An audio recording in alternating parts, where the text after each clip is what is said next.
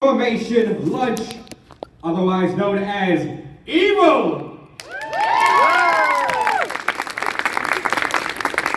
Why is it evil? Because we brought you no food, but you are going to eat. Oh yes. Thank you so much, everyone, for attending. His Lordship is very pleased, as well as all of the voice actors you see here. They are so delighted to meet you, answer questions, tease you about all sorts of things. And maybe you will get some wonderful tidbits that you have all been waiting for. Or we'll throw you some curveballs, who knows?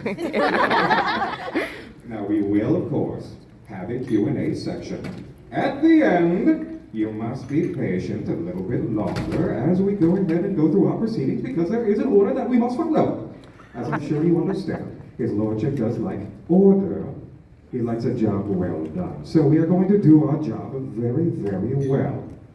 Because things go very terribly when they do not go well. Isn't that right, Dr. Flug? Oh, absolutely, you know. Yes, there are rumors within the BHO, my friend.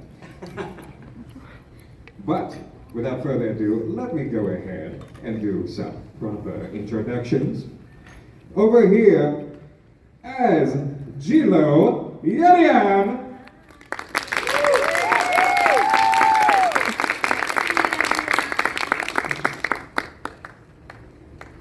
The ever-exciting and inventive Agent D3M Dementia, Cindy Elise.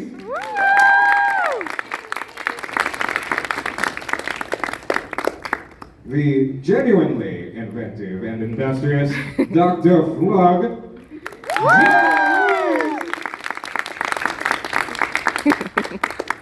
And every single bit the heroine you know her as all across social media. Absolutely golden-hearted, Miss Kate Dominich.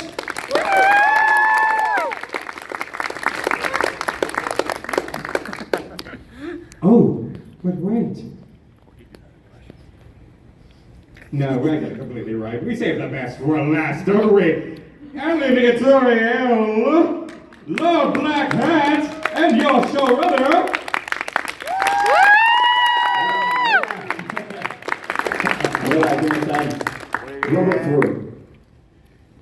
Thank you.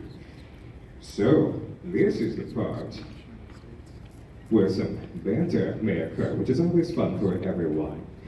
We have here everyone with their experiences of Villainous so far, the story as you know it, all of the action as you know it. If we may proceed with discussions about how all of this began, because it is good to begin at the beginning, I believe. So, the beginning of all the proceedings that got everyone here today. Alan, if you would like to take it away. Oh, thank you, Carter. Well, first of all, it's great to be here. Thank you all for being here as well. I'm very, very happy because this is the first time I can share such a magical moment with the English cast. It warms my heart and it makes it grow like the Grinch. I apologize also if I say something weird in English. It's my language barrier thing. Porque soy mexicano, ya saben como. I don't know if someone speaks Spanish here, but yeah. Si me quieren invitar tacos, if you want to invite me some tacos, I'm all down for it. So, well, you know that Villainous started all the way back with little shorts, and it was a long time until we could actually have a season and more time until where we could actually have the English dub. Because it's different when we do the productions in Mexico. We take a long time to have everything dubbed to other languages. And when we were first starting, my involvement in this dub was that I was able to listen to every single cast Obviously, back then, I didn't saw the names of the wonderful people sitting beside this robot that is me right now, but I could see the tracks and I could listen to them. And when I was listening to them, I was blown away because it was like just like they sounded in my head. Honestly, you guys did an amazing job, and I love you guys.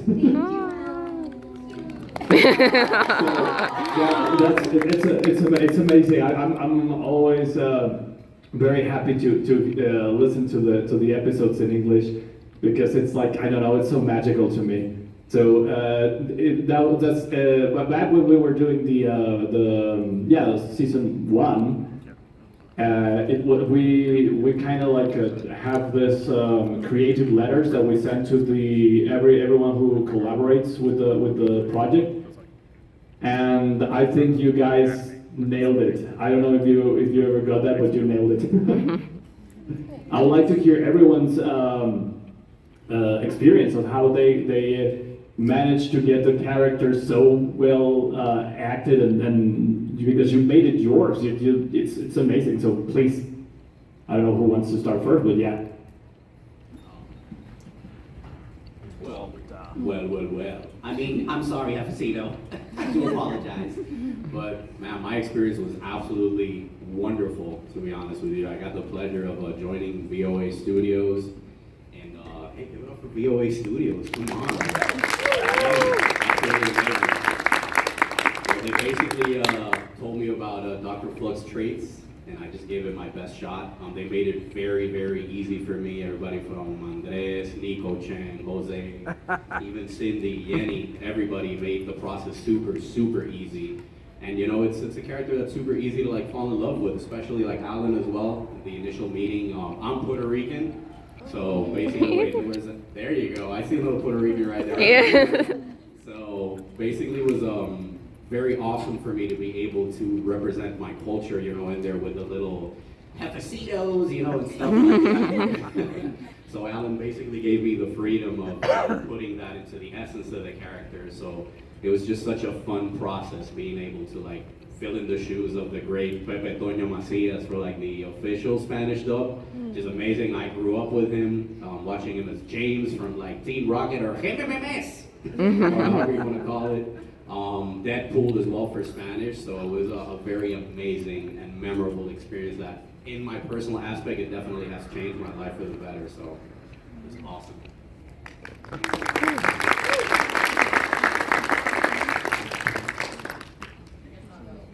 Hi. Well, I actually worked for VOA Studios, so I was initially part of the production process for the English dub. And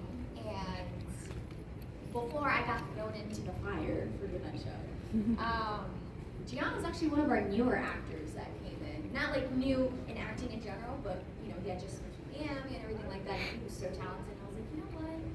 I think he'd be really good to try out for Dr. Flag. You know, so we brought him in for that. He absolutely killed it. Alan absolutely loved him. It was great. And then like the team over there also suggested for me to try out for Dementia because I'm also a voice actress too. And I did that, and yeah, I got it. Yay! It was more like I was just like, oh, we had some like really great people because I was also helping part of the casting. We actually had Kate too, who auditioned for Dementia. She's true. Absolutely killed it too. Wow. But you're her. Like When I heard your Pete, we actually suggested her to do Pete too because she's pretty known in like Miami for voice acting, and she's an absolutely incredible actress. And I was like, you know what? Miss Heat is totally clean. Aww. She absolutely kills it in her role. So that was we were so happy. Alan really loved it too. So I'm just really happy that we were able to get Alan's vision. And we wanted to give him creative control as well since it is his show. You know, it's his baby. So we were like, if you don't like anything, let us know. So that's kind of how it was. It was really fun recording Dementia. She's such a high, like, energy character, and she really gets me. Excited. Super excited with this screaming and all that stuff. I lost my voice a couple of times because she is absolutely hectic in some of the episodes, you know. She's Why are you like this? because then it would have been me, duh. And just like the dynamic between me and Gian has been pretty cool, like a brother and sister type of thing. And then, of course, this one right over here. Yeah, it's been really exciting, and I'm glad to be working with such amazing people. I'm glad to be working with Alan, and yeah, it's been great. I guess. Yeah, it's fine. Yeah. Yes, indeed, you may take it next, but I must remind everyone that though your voice acting microphones at home and in studio are quite powerful and potent in capturing your voices, for this we might need to lean in just a touch more directly. Hello everyone, I voice Miss Heed in Villainous, as you know. And I was so excited hearing that I would be auditioning for her in the first place because the whole process, as Cindy mentioned before, I was really excited that we even got Villainous. Like, I had seen it around on social media, I had friends who were super into it, and I was like super ecstatic about the whole process. And when I was even considered to audition for a lead character in the first place, I was like, if I don't get this, I'm done. I'm jumping off the cliff. Like, I'm part of this show, you know? Obviously exaggerating, but I was so excited for it, and I really wanted to be part of something so amazing.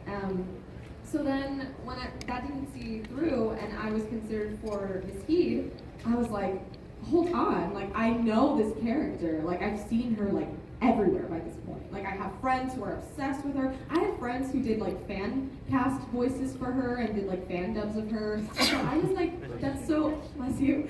So I was like, that's so interesting that she's kind of been already everywhere, and I'm like, okay, so this is like a pretty big role to fill too, because everyone already knows her. So I was like, okay, I'm gonna go for it, I'm gonna try for it. And our director for season 1, he had told me going into it what he should be, like the vibe she should give in the audition is totally e-girl, you know? And I was like, wait, that makes sense. So we went that route without going like too much, like, because we didn't want to do like overly Valley Girl or anything like that. We wanted to keep her kind of grounded in that sense, but you know, we wanted that hint of desperation. We wanted her to be, you know, very attention seeking and like, me, always me, eyes on me. So that was what we went for. And we did kind of go for making her obnoxious as well, because it's just like, you know, she's really desperate. She's very desperate. And the whole time I was dubbing over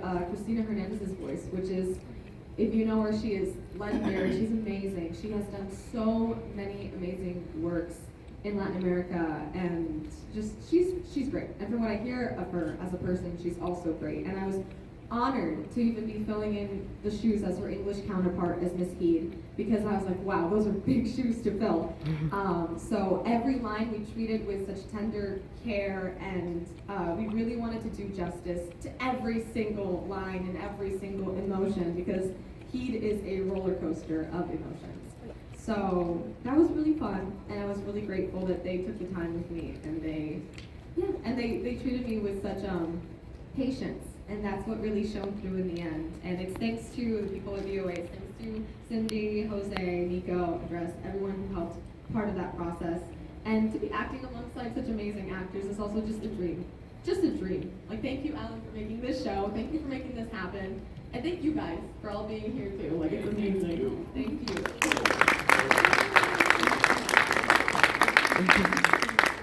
Well, I'll finish it off. My name is Yenny Yen, and I have been so blessed to be able to voice G-Lo. And I always talk about it. G-Lo only has about 4 to 6 lines in season 1, and I never thought that I would get asked to come here and be here with this amazing gelatin girl. When we first did this, I believe I was freshly new to voice acting. VOA actually gave me my first ever role there with Hello to Do, and then I think this was like my 3rd role with you guys, if that. Yeah, and they were like, oh, we have this character here and we'd like for you to audition for her, but I was nervous because I was actually auditioning with some powerhouses from Miami. And I'm like, there's no way I'm gonna get this. But then I asked Jose, I was like, can I take my time? I wanna go ahead and like give her everything that I can in that, I think it's what, like 2 minutes? Not even like that 1 minute. I'm like, let me just go for it. And so I saw that she was like jiggling and I'm like, has anybody else made like jiggle noises? No one thought of that. And I said, please don't tell anyone else. And I went, okay, I'm gonna do the little noises and obviously Alan liked the jiggle noises. And it's been an absolute honor to be here with this amazing cast. Like I said, I was new in the industry, so even being able to be next to these 3 individuals is just such a honor, and I'm really excited. I'm really excited to be here, and thank you guys for loving Gilo so much. I did not think that Gilo had so many fans, and it's been such a pleasure. You guys made me cry, so thank you. I want to ask you, she drew out the Gilo fan base because I didn't know. You promoted it, and all of a sudden you're like, oh my god, there's like a whole hidden like areas of Gilo, and so Alan was genuinely like, oh my gosh, like really surprised. Starbucks. I did like a Starbucks video, and like it went, and that was like the biggest one that I had, and it was just like that was like the first time I had like 6,000 views on something. I'm like, oh my god, people know me. That